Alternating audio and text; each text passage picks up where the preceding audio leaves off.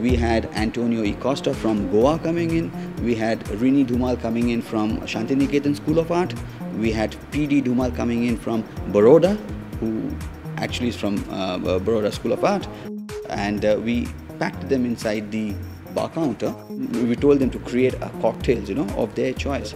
And we named that event as the art of cocktail making through art fraternity. And my food and beverage heads actually chose 5 cocktails out of that, and we made a nice small little card, and they also named their cocktail, and we did a promotion out of that.